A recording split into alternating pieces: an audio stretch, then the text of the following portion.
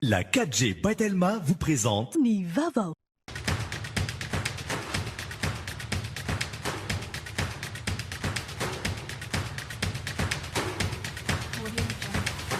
Noltranao ny fampalalam-baovao.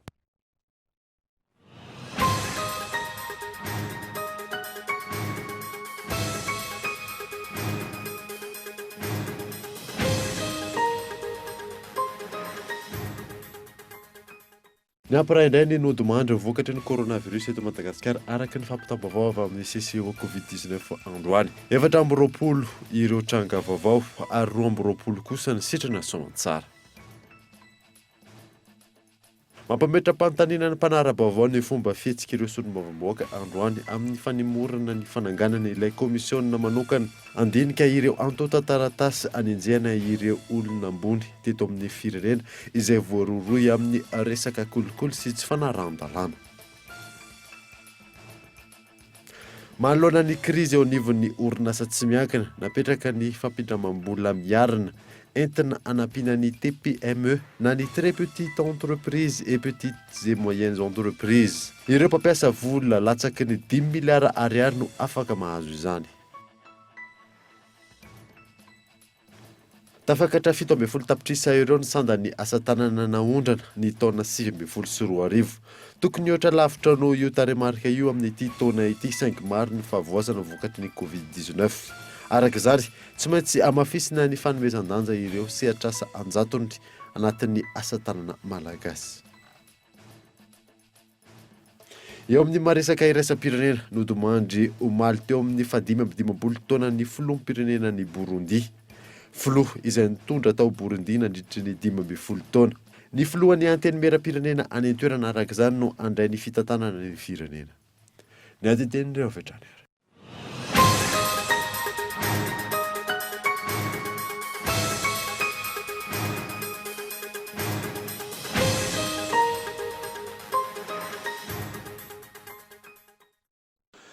Finaritra tompoko lasy sy tompoko vavy fotoana vaovao eto amin'ny Kultivika Manasanoara anaraka izany hatramin'ny farany.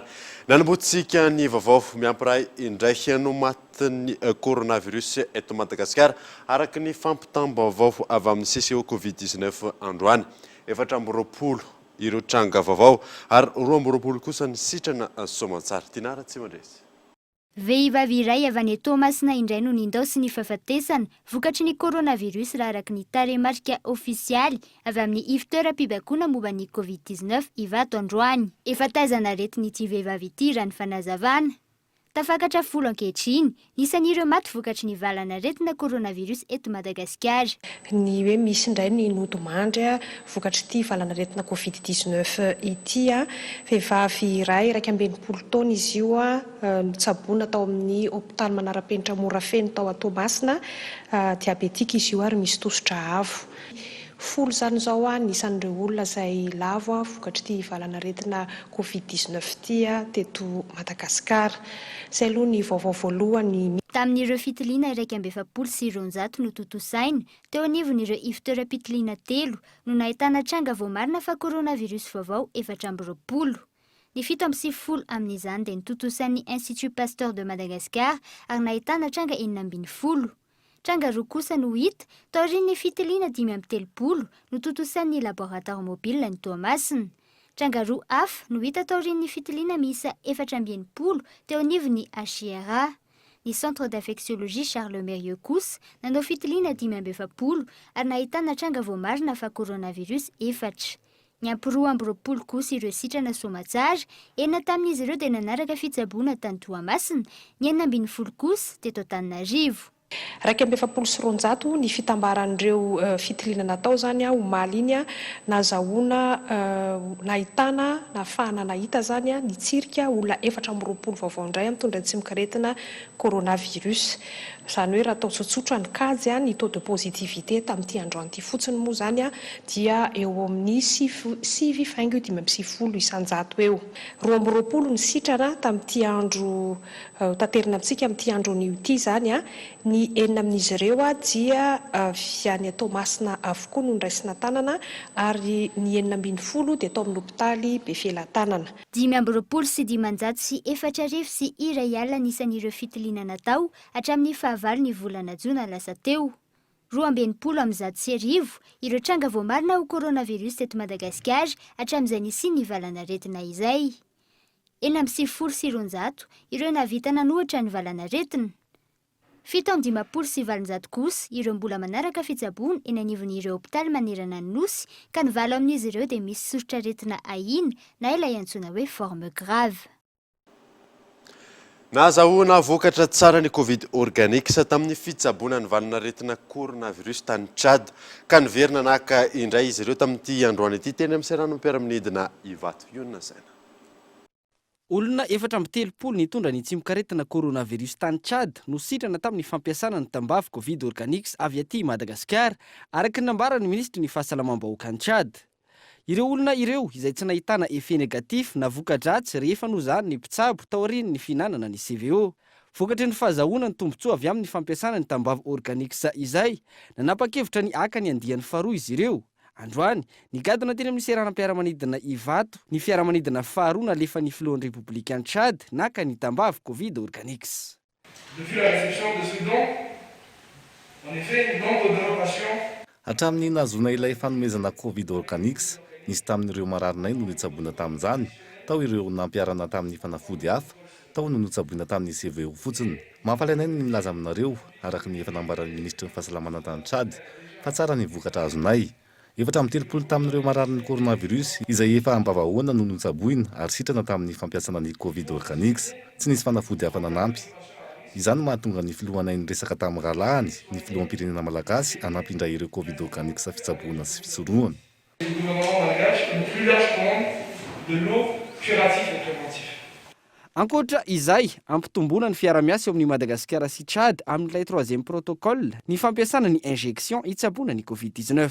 Le 3e protocole moa zay resaka hoe injection zany hoe mitady amin'ny injection tsara marina fa tsy injection CVO le izy fanafody hafa mihitsy no injection ka mba ahafahana hoe mampanaiky ny io 3e protocole io zany dia tokony hisy ny essai maromaro. Dia zay le fiara-miasa resahana teo hoe ny ampanao essai zany itsika ny mpitsabo malagasy hiara-iasa amin'ny mpitsabo afrikanina ho an'izay manaiky dia zay zany no lara-pamehana amin'ny herinandro sy ny volana ho avy hahita ireo firenena afrikanina zay manaiky hanao essai amin'le injection zay ho hitatsika, zany hoe miankina amin'ny fanafody efa karohana miaraka amin'ny pikaroka avy any ivelany. Zany amin'izao zany hoe Tchad moa ny tonga teto ny tonga dia efa niresahana an'ilay izy dia efa nanaiky avy hatrany. Isy mpitsabo malagasy ho any Tchad hiara-iasa amin'ireo mpitsabo any an-toerana ahafana manatsara ny vokatra sy manatanteraka izay injection izay raha ny fanazavana ary mitony fifampiresahana amin'ireo firenena afrikanina hafa. Mampametra-panontaniana ny mpanara-baovao ny fomba fihetsika ireo solombavambahoaka androany ny amin'ny fanemorana ny fananganana ilay komisiona manokana andinika ireo antota taratasy anenjehana ireo olona ambony teto amin'ny firenena izay voarorohy amin'ny resaka kolokolo sy ny tsy fanarahan-dalàna. Henri Folorio. Androany tolakandro teo no tokony ananganana ilay voamihery anelitsika ireo tsy maty manota eto amin'ny firenena ireo solombavambahoaka teny amin'ny CCI Ivato. Nanaitra ny maro ny nahita fa nangataka ny anemorona ny fananganana ity voamiera ity ireo solombavambahoaka sasany izay tsy fantatra mazava ny antony amin'ny fanapahan-kevitra. Raha tsy ivana, efa tontosa avokoa ny asan'ireo antonantohitra isontsokazany toy ny Biako sy ny Bak izay efa navita nanadiady ireo antota taratasy mahavoenjika, ministra sy praiminisitra ary olona ambony ny tanàna andraikitra teto amin'ny firenena teo aloha nanao kolikoly avolenta sy nanodikodina volam-panjakana teto amin'ny firenena. Efa tonga ny anivony antenimiram-pirenena avokoa ireo antota taratasy miisa 320 ireo amin'izao fotoana izao. Mahagaga ny maro anefa fa niemotra amin'ny fotoana manaraka izay tsy mbola fantatra ny fananganana ny komisiona handinika ireo antota taratasy ireo izay tsy fantatra mazava ny tena antony nampihemorana izany. Isan'ny vendondra raha apetaky ny fitondram-panjakana amin'izao fotoana izao ny fampiarana ny lalàna sy ny fanenjena ny kolikoly. Isan'ny porofo mazava amin'izany ohatra ny fanesorana avy hatrany ny ministry ny fanabeazam-pirenena eny raha tsikaritra fa nisy ny fitantanana tsy mazava teo anivon'ny ministera. Ho an'ireo solombavambahoaka tafaritsaka taminay, zava-dehibe ny fametrahana ity komisiona ity, ialana amin'ireo tsy maty manota sy andravana ny kolikoly. Ny zava-dehibe ny komision io ato amin'ny Assemblée nationale atsika hiezaka hiady amin'izany kolikoly, hiezaka hiady amin'izany tsy maty manota, tokony hitovy ny olona rehetra. Ka zava-dehibe io anisan'ny ainga iray ahafahan'ny Madagasikara mandroso sy hoe état de droit. Rehefa misy le état de droit mipetraka ny ady amin'ny kolikoly mazava tsara dia tsy maintsy miainga ny fampandrosoana ny Madagasikara. Zay ngamba ny zava-dehibe amin'io ary miandry an'io ny solombavam-bahoaka rehetra ny tenako dia nisany hiditra anatin'izany komision zany mba hametraka tsara ny tany-tandalana ahafahan'ny malagasy misitraka ny fampandrosoana. Manjavozavo sy mampametra-panontaniana tanteraka araka izany ny zava-nisy androany teny anivon'ireo solombavam-bahoaka sasany izay maro anoisy sady tena toerana ny amin'ny nanemorona ny fananganana ilay komision. Fanontaniana petraky ny mariny hoe tsy laharam-pamehana ho an'ny solombavam-bahoaka avy eo ny fanenjena ireo mpitondra ambony nanodikodina volam-panjakana. Ny fankatoavan'ireo solombavam-bahoaka ireo antota taratasy ireo izay ahafahan'ny HCJ manohy ny asa fanenjehana. Nahempotra amin'ny fotoana manaraka ny fifidianana izay hosolo tena ny anteny miram-pirenena nivon'ny CENI izay saika ho totosaina tamin'ity androany ity noho ny fangatahan'ny vondrona parlementaire IRD sy ny GPR no antony fanemorana. Henri Florio. Araka ny fantatra ao anatin'ny fandaharam-potoan'ny anteny miram-pirenena ao anatin'izao fivoriana aram-potoana izao androany marina tokony tamin'ny 10 ora no nanatanterahana ny fifidianana izay hosolo tena ny anteny miram-pirenena eny anivon'ny CENI. Raha tokony tamin'ny 10 ora maraina, niemitra tamin'ny 12 ora sasany vao nanomboka ny fivoriana azon'ny be sy ny maro natrehany. Nangataka ny hanemorona ny fotoana natanterahana ny fifidianana ireo groupe parlementaire roa, IRD sy ny GPR, no ny antony izao manaraka izao raha ny nambaran'izy ireo. Tsy mora Ramatofoloa no mitady ny qualitén'olo amin'izany sehatra anankiroa manan-danja eto amin'ny firenentsika raha ny fahitanay azy ato amin'ny fandaharam-potoana.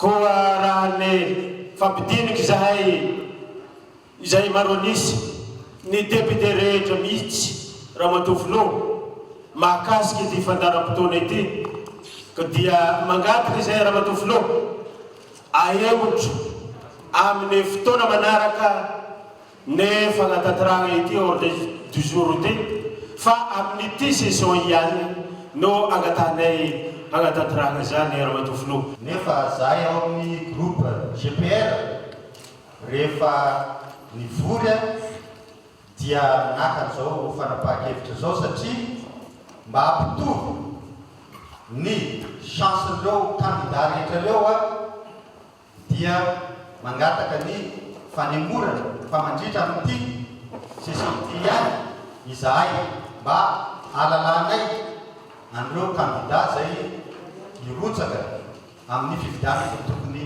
atao androany. Taorian'ny fangatahan'ireo vondrona parlementaire roa tonta ireo niroso avy hatrany tamin'ny tsangatanana ireo solombavam-bahoaka tonga tena toerana. Lany maro anisa tamin'izany fa ahempotra amin'ny fotoana manaraka ny fifidianana izay hosolony tena ny anteny miram-pirenena eny anivon'ny CENI raha tokana nangantanana ny amin'ny tokony anatanterana izany ankilan'ny ireo solombavam-bahoaka avy amin'ny antoko-timma miisa 5 tonga ny atrika ny fotoana ary tahaka izao ny antony na tonga azy ireo nanangantanana ny amin'ny tokony anatotosana ny fifidianana tamin'ity androany ity. Lohany aloha anankiray dia tsy mahay lesona zany, mbola tamin'ny taona taloha ihany no entina tamin'ny assemblée.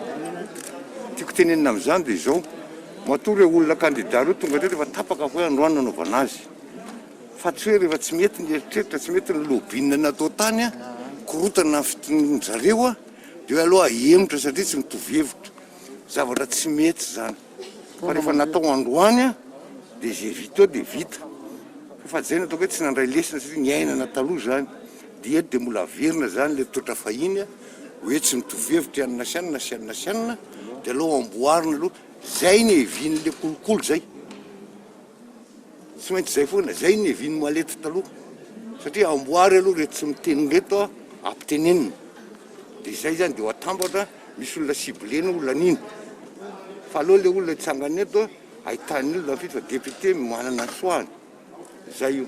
Efa tonga tena toerana avokoa ireo candidat misy 120 ifaninana hiatrika ny fifidianana raha toka nihemotra amin'ny fotoana manaraka ny anatanterahana izany. Raha ny nambaran'ny filohan'ny anteny miram-pirenena androany mbola miverina misokatra indray ny fandraisana ireo antota taratasy ho an'ireo izay maniry hisolo teny ny anteny miram-pirenena eny anivon'ny CENI Mandra-pahatonga ny andro ny fifidianana manaraka. Eny anivon'ny anteny mera-pirenena iandevonina hiala amin'ny toerany amin'ny mafoloan'ny anteny mera-pirenena azy Kristina Razanamaso raha misy ny fangatahana azy ataon'ireo solombavambahoaka mahakasika izany raha nambarana tamin'ity androany ity fanandina. Isan'ny feon'ny hely tato ato teny anivon'ireo solombavambahoaka izay manatanteraka fivoriana eny amin'ny CCI Ivato ny mahakasika ny fanesorana amin'ny toerana ny filohan'ny anteny mera-pirenena Razanamaso Kristina.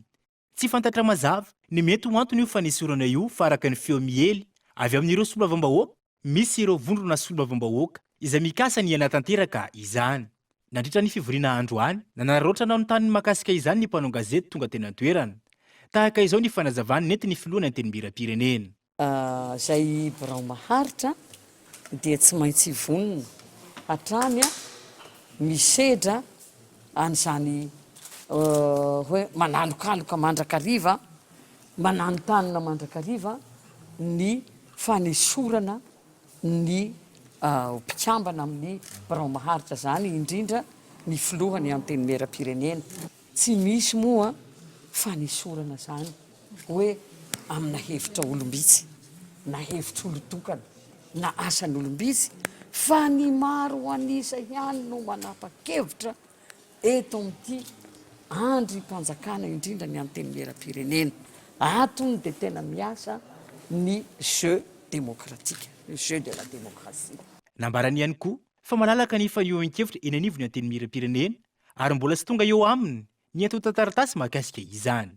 Ka na misy zany malalaka ny fanehoana hevitra, mety resaka fanambarana fotsiny, effet d'annonce dia atsipy fotsiny ihany, fa hatramin'ny androany aloha satria ny konokonona ohatran'izany moa tsy tanteraka raha tsy hoe efa feno daholo ny fepetra rehetra dia apetraka eo amin'ny latabatry ny birao maharitra na ny filohan'ny anteny mera-pirenena, vao zay vao alefa any amin'ny fivoriam-be, zay vao ataony latsabaty.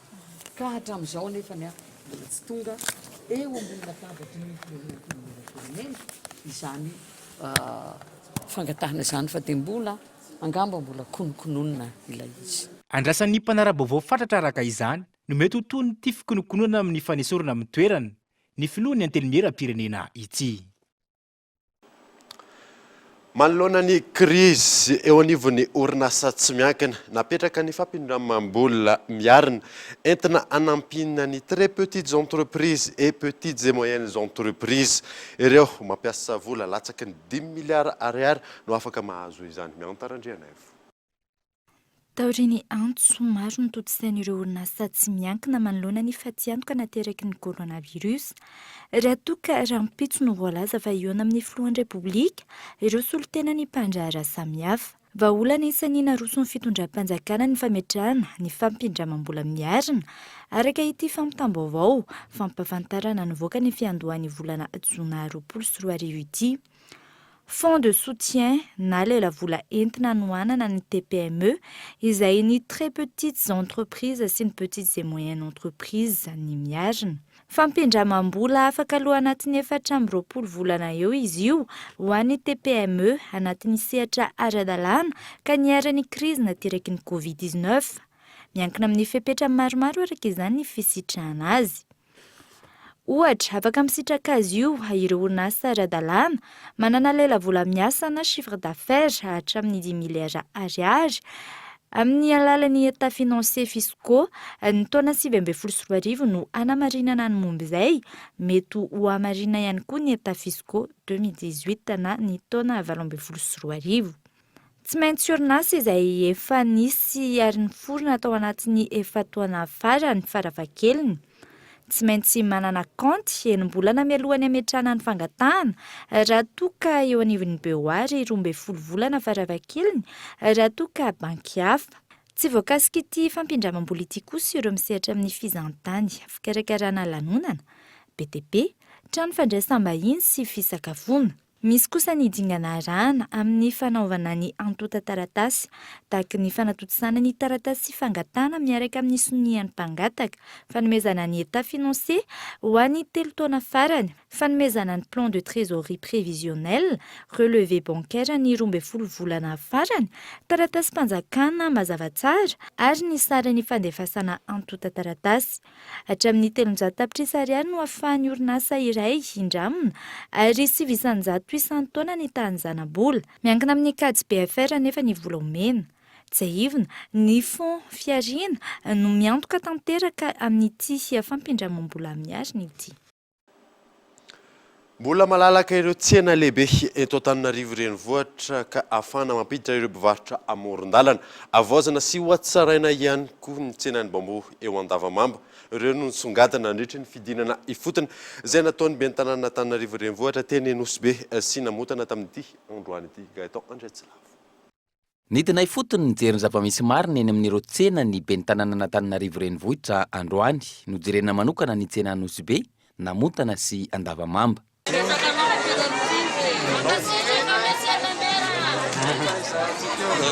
Misy ny asa tsy maintsy atao ao anatin'ny fotoana fohy, ohatra amin'izany ny fampidirana ireo mpivarotra ao anatin'ny tsena izay mbola malalaka, ny fanamboarana ireo dalina tsy misarona, ny famerenana ny filaminana sy ny fahadiovana. Atsika zao toa namotana malalaka be ao anatiny, nefa dia tevela moa zany maro be ireo mpivarotra dia izay moa nytoro anatin'ny ben'ny tanàna izay tsy maintsy andraisana andraikitra dia zahana hoafikina ao ampidirana anatiny zany izy ireo. Ankoatra ireo, misy ihany koa ny asa tsy maintsy miandry fotoana ary tsy afaka ho tanterahana amin'izao ady atao amin'ny fiparitahany coronavirus izao. Isan'izany ohatra ny fanamboarana sy ny fanatsarana ary ny famelomana indray ny tsenan'ny bambo eo Andavamamba. Fandaminana zany dia ho velomina zany motsiny fa eo fandaminana azy zany zay inona ny tokony atao fa velomina zany dia satria toerana lasa tsisy mampiasa nefa amin'izao atsika toerana ny olona ao amin'ny varotra dia zahana alamina zany dia jerevatra zany fomba atao moa toerana malalaka zany tsy hanatsatsaka. Tanjona hatrany ny ezaka fanadiovana sy fanatarana ny tsena rehetra eto Antananarivo renivohitra. Ezahana ihany koa ny fampanarahan-dalàna ny rehetra, na ireo mpividy na ireo mpivarotra, ka tsy hisy intsony ireo mpivarotra amoron-dalana izay manelingelina ny fifamoivoizana sy mandratsy endrika ny tanàna ary indrindra mampirongatra ny aripôsy sy ny sito mahery. Mahakasika ny resaka tsena izay hatrany dia misy ny fepetra manokana izay raisin'ireo mpivarotra sy mpividy amin'ny tsena isan-kerinandro eto Antananarivo renivohitra ahafahana miady amin'ny fiparitahany ny valinaretina coronavirus. Miezaka manaja izany izy ireo raha ny fanadihadiana hita teny Andravoahangy tamin'ity androany ity fanadihana. Tapaka nandritra ny fihaonana teo amin'ireo solotenan'ny mpivarotra sy ny eo anivon'ny komina Antananarivo renivohitra fa averina hisokatra ny tsena isan-kerinandro saingy tsy maintsy manaraka ireo fepetra ara-pahasalamana ahafahana miady amin'ny fiparitahan'ny coronavirus. Raha ny hita teny an-toerana, samy niezaka nanaraka ireo fitsipika napetraka vokatry ny amihana ara-pahasalamana ireo mpivarotra sy ireo mpividy tonga teny an-toerana.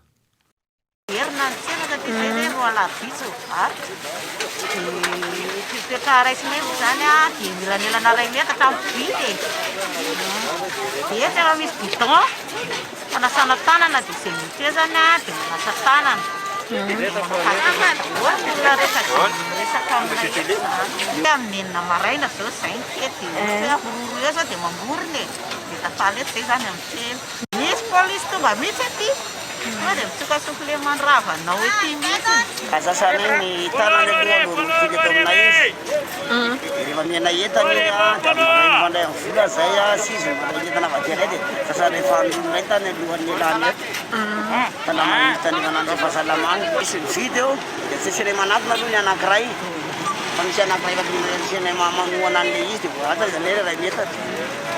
Araka izany, tsy mahazo miditra ao an-tsena raha tsy manasa tanana. Efa misy mpanaramaso manokana ny amin'izany. Raha ny hita teny an-toerana, tsy dia voahaja amin'ny antsakany sy andavany ireo fepetra voalaza ireo noho ny amaron'ny olona mifamezivezy. Mahazo vahana amin'ireo faritra maro eto an-drenivohitra ankehitriny tsy fanajana ireo fepetra ara-pahasalamana, fepetra izay napetraka ho fisorohana ny fiparitahany valinaretina COVID-19 fanadihana. Maro amin'ireo fepetra ara-pahasalamana hisorohana ny valanaretina COVID-19 ankehitriny no tsy voahaja eto an-drenivohitra. Ny tsy fanaovana arotava eo ihany koa ny tsy fanajana ny elanelana iray metatra no isany amin'izany raha ny fanazavan'ireo olom-pirenena nanaovana ny fanadihadiana. Ny hitako hoe efa tsy misy manaraka tsotso ny fipetraram-pahasalamana le manao arom-bava aloha sy arotava dia ohatrany hoe lasa ohatrany endrika ivelany fotsiny le izy satria le ny mpitandro ny filaminana indray no ohatrany atahoran'ny olona no le aretina. Ataoko fotsiny ara hoe cache-bouche misy olona be da be zao fa tsy manao. Le resaka hoe mivarotra koa zao efa manao izay tiany atao daholo ny olona fa tsisy hoe hatramin'izao mihidy. Fanaraka aloha le eo amin'ilay fanasana tanana, fanajana iray metaka, izay no tena tsy manaraka fa ny manao cache-bouche fatahorana amin'ny pôlisa zao. Efa nisy ny ezaka nataon'ny mponina teto an-drenivohitra ho fanarahana ny fepetra ara-pahasalamana izay efa nahitambokany. Misy kosa ny antony manokana mety mahatonga ny olona tsy manaraka ny fepetra ara-pahasalamana raha ny fanehoan-kevitry ny olom-pirenena hatrany. Raha fahitako azy aloha dia efa manomboka manaraka daholo ny olona. Mety Antananarivo zao efa nena mety ohatry ny any Tomasy raha tena atao fakitahana. Misy ny sasany aloha fanadinoana, misy moa ny hoe ray na roa eo aminazy dia mety sasana dia tsy afaka manao izy. Efa manomboka amin'ny sahirana ny olona dia ohatrany tsy mafika an'ilay izy tony. Etsy ankilany, manomboka tsy hita manara-maso ny fanajan'ny mponina ny fepetra ara-pahasalamana intsony ihany koa ireo mpitandro ny filaminana eto an-drenivohitra. Ohatrany efa tsy tony le sazy amin'izao dika zay zany efa manaraka le fepetra daholo le olona dia misorana ny vahoaka Antananarivo. Tatoato zao ohatrany narisarisa zay zavatra zay tsy fantatro moa le hoe efa zay mihitsy ve no baiko hoe alefahana tokoa ve le izy na hoe mety efa ho lava koa ngamba le izy ho an'le mpitandro filaminana dia mety efa tsy dia misava loatra reo ohatrany tsy dia manenjika an'le olona firy fa miteny fotsiny amin'ny ankapobeny. Tsy mahita tsony aloha fa le ohatry mampanenoneno tomobily iny hitako le mampanenoneno an'le an'iny zareo. Dia avy eo nefa izay teneniko izay hoe le olona zany ohatrany hoe rehefa mandalo iny eniny dia miditra izy dia rehefa avy eo izy mivoaka ihany. Dia le polisy nefa ohatrany tsy miverina tsony izy zany miverifie an'iny hoe miditra ve le olona sa ahoana fa ohatrany hoe manao ny andraikiny fotsiny izy fa nampaneny teo izy dia tsy miverina tsony izy rehefa avy eo. Raha tsy ahivina, mbola mitoetra-trany ireo fepetra ara-pahasalamana eto an-drenivohitra. Efa nisy kosa ny fanalefahana ny fahamehana ara-pahasalamana ho an'ny faritra Analamanga tamin'ny alalan'ny fanitarana ny ora ahafahan'ny mponina miasa. Na eo aza nefa ireo rehetra ireo mbola ao anatin'ny ady amin'ny valanaretiny isika izao. Androany ohatra ny ampy 420 ireo tranga vaovao. Isokatra ny folo jona izao ny ampandalana eo amin'ny PK 85+500 amin'ny lalam-pirenena RNT 17 azy mampitoy ny Benenitra sy Abeza. Raha toka niraisina vojomaika ny 20 Mey teo ny fototra-afitrasa vaovao. Fototra-afitrasa izay fanamboarana tohadrano vaovao izay mirefy 20 metatra. Raha iverenana isa-taona mandritra ny vanim-potoana ny orana dia misedra olana foana izany. Olana izay vokatry ny tosika be loatra ny riandrano ka miteraka arika be. Tonga eto fotoana ny dokavarotra isika orinan'izay atatsika ny andro maneran-tany ny asa tanana ho amin'ity androany ity. Eo ihany koa ny fisotrondronoana eo anivon'ny Knapsa rehefa avy eo ary.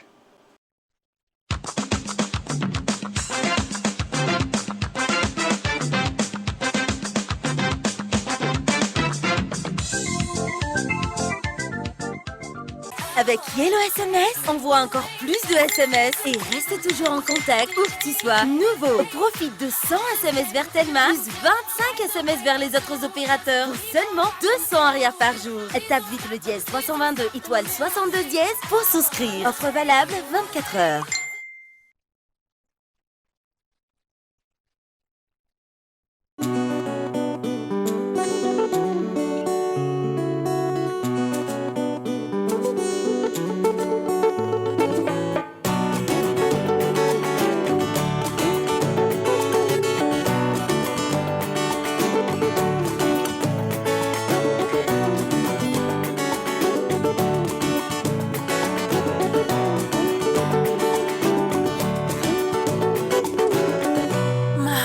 Fianana miaraka amin'ny Goudy.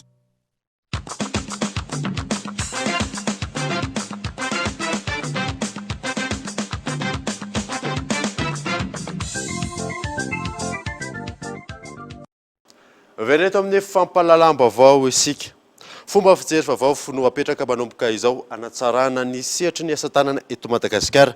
Izay no songadina nandritra lateny izay nataon'ny ministra tompon'andraikitra Androany ao anatin'ny fankalazana ny andro maneran-tany ho an'ny asa tanana. Fanampanazavana. Raha iverenantsika ny lohahevitra amin'ity fankalazana amin'ity taona 2020 ity izay mivaky toy izao asa tanana angavao ho an'ny toe-karena iombonana sy maharitra dia ararotsika izay entina hitondrana ny vetikevitra vaovao amin'ny fampandrosoana izay sehatry ny asa tanana izay. Raha ny mahazatra antsika tokoa rehefa mankalaza izay andro raisam-pirenena amin'ny asa tanana izay dia aty amin'ny asa tanana manao rary, manao vato, manao hazo isika no matetika mijanona. Amin'izao fotoana izao zany amin'izao andro fankalazana ny andro raisam-pirenena izao dia tsara ny manamarika fa eto Madagasikara dia misy 420 ny sehatr'asa sahantsika ao amin'izay resaky ny asa tanana izay ka izay indrindra no hitondrantsika n'izay vodikevitra izay hoe raha fampandrosoana ara ekonomika no metrahantsika ny asa tanana dia ho jerentsika manokana izany amin'izao andro raisam-pirenena izao ny ampiroboroboana izay sehatr'asa 420 eo amin'ny asa tanana izay. Tafakatra 7 tapitrisa euro ny sandan'ny asa tanana naondrana ny taona 2024. Tokony ohatra lavitra izany io taremarika io amin'ity taona ity saingy maro ny fahavoazana vokatry ny Covid-19. Arak'izany tsy maintsy amafisina ny fanomezan-danja ireo sehatr'asa anjatony ao anatin'ny asa tanana malagasy. Ivo Richard. Mangina ny tsena ny asa tanana malagasy tao anatin'ny volana maro, tsy misy ny mpanjifa, indrindra ny vahiny vokatry ny Covid-19.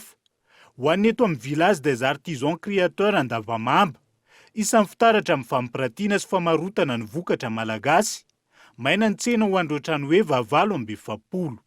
Latsaka moainga ngambany zay ny azoko ilazana anazy satria tena tsy misy mihitsy zany ny mpanjifa amin'izao aloha satria raha malala ny amin'ny fiboana mihidy daholo koa ny lalana rehetrarehetra nefa ny mpanjifa zany tena hoe akoatran'ny eto toerana dia ny vahiny avy any ivelany ihany koa ny tena mpanjifa ny vita malagasy ny asa tanana malagasy.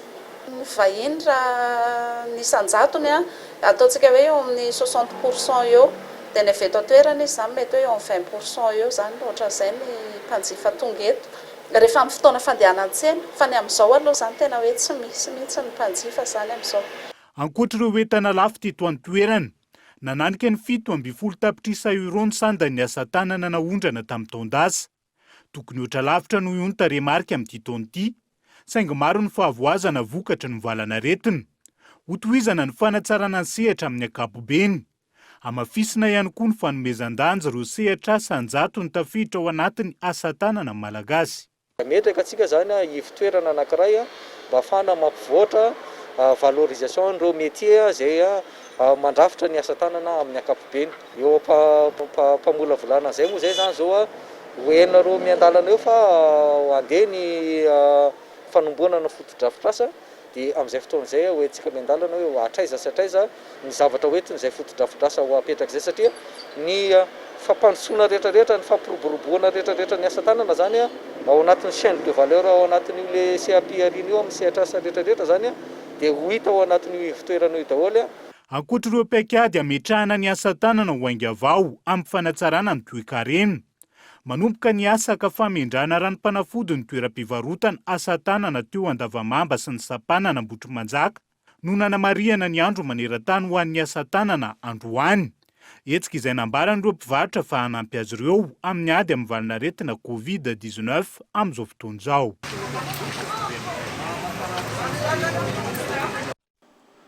Lavitra ny ezaka ho an'ny Madagasikara eo amin'ny famokarana ronono. Eo koa ny tsy fifandanjan'ny tolotra sy ny tinady manoloana izany.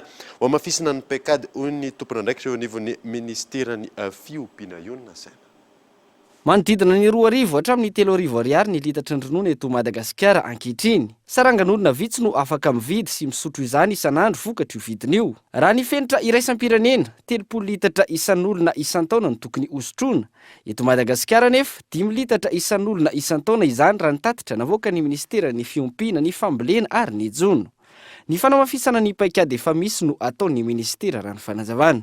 dia ny fampirisihana ny olona isehatra eo amin'ny fiompiana omby vavy be ronono no tena ataon'ny ministera eo amin'izany ny fanamorana ny fanaovam-bakisiny sy indrindra fanatsarana ny taranaka ny omby sy ny karazana omby misy eto amintsika.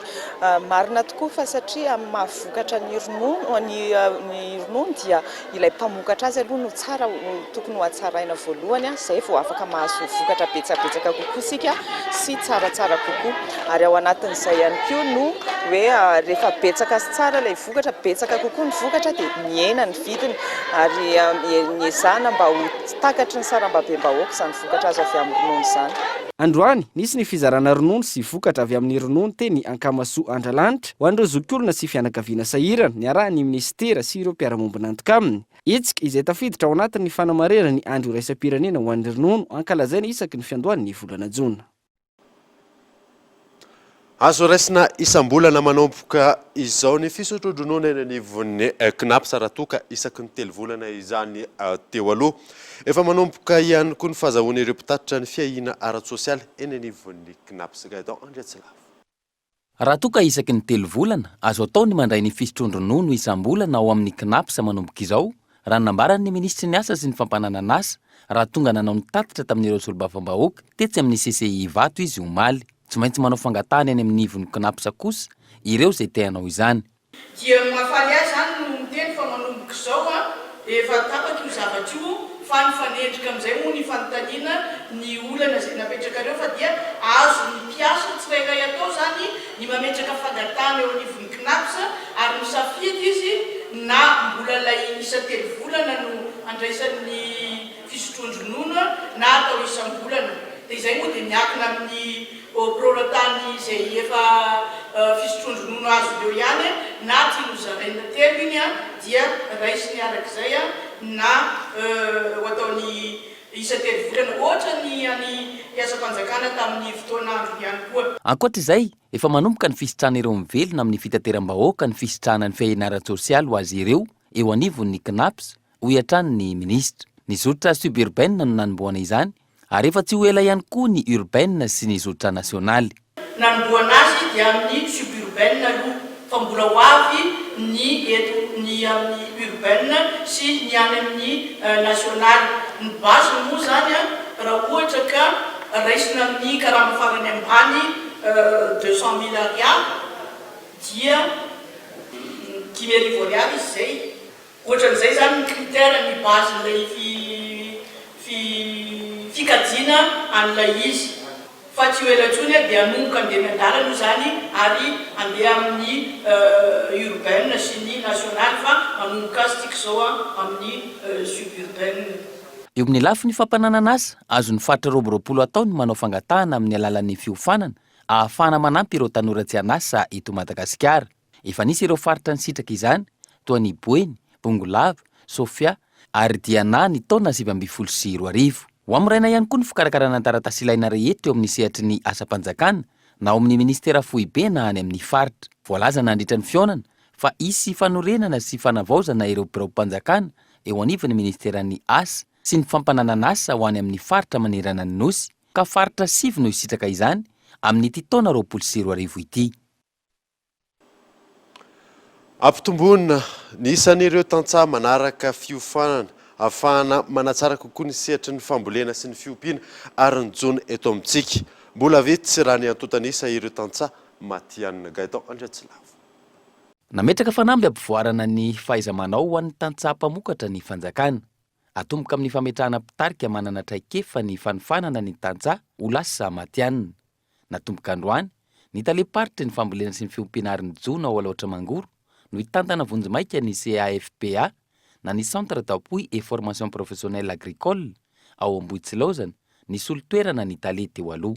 Solotoerana ihany no ataona eto fa mandra-piandry ireo izay isolotoerana ny tale teo aloha zany dia izay zany aloha miandraikitra ity sécurité ka ny tanjona zany amin'izao dia ny ampandroso sy ahatsara ho tsaratsara kokoa no teo aloha ity foibe fiofanana tanora ity. CAFPA voalohany amin'ireo fito manerana ny nosy sy ny eto Ambohitsilaozana atr'izay nisiny ny taona 2024 miisa 30 ireo mpiofana matianina navoaka ity ivitoerana ity. Ilaina ny fampiofanana tantsaha ahafana manome tosika ny fampivoarana ny toe-karena, kitro ifaran'ny fampandrosoana ny fampivoarana ny fambolena sy ny fiompiana ary ny jona. Ny zava-misy anefa tsy nandalina na nandeha fianarana avokoa ny 150 n'ireo tantsaha izay voalaza fa 20 ny vahoaka malagasy. Midika izany fa mbola maro ny dingana tokony atao hanofanana ny tantsaha ahafana manatratra ny tanjona. Lafim-baovao hafa kosa indray tato anatin'ny 5 taona ny tombon'ny tany vehivavy mitondra voaka aloloatra ao Akamasoa Andralanitra tranga izay manaitra hoy Père Pedro. Ankoatr'izay mirongatra ihany koa ny tsy fandriam-pahalemana amin'ny komina Ambohimangakely. Iona saina.